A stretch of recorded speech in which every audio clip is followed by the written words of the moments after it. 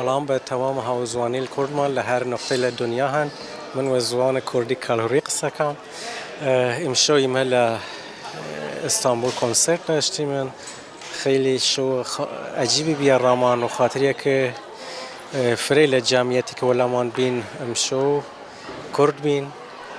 سورانی بین کرمانج بین زازای بین رامان فره باعث افتخار بی امیدوارم که لهر شهر کردزوان هست بتونیم کنسرت بنیم و خدمت همون برستیم. خیلی خوب بود. گلک باش بو سپاس پشتی سال درش از جارک زن هاتم استانبول یا راست هری داوید سال 2014 اندا هاتبوم پشتی افقا سال از به کلجانک زیده هاتم کنسری بجدار گلک بجوش بون باورم هجمارک زیده کرد و ترک جی لسالون آماده بون.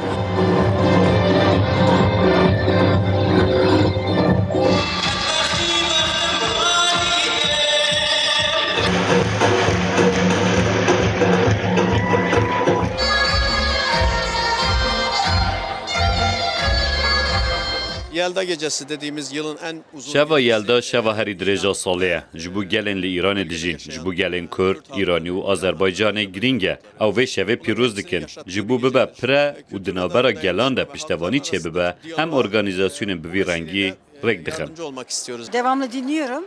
ام هر دایم سترانین راستا گهزار دکن و دشوپینن جلو ما جی ما خواست اموارن کنسر آوان جروخا کارین باش Başarılar diliyorum onlar için.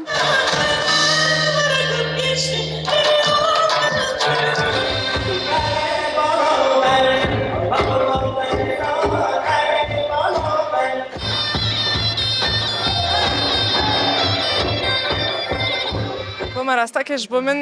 كوما كي بر هجاي بر باشه خوشه كيف من جلك تي جهر هرمه وجهر زمان ستران دبيجن و كاليتي بر بلنده یه لباس کردیه که منطقه سنندش خیلی لباس استفاده میشه. اف جلوبرگ کردیه اف لهرما سنندج روشالات کردستانه رنگ شب و یلدا جی سوره جلو ما جلوبرگ سور لخوگر عنوان نماینده از یه فرهنگ خیلی غنی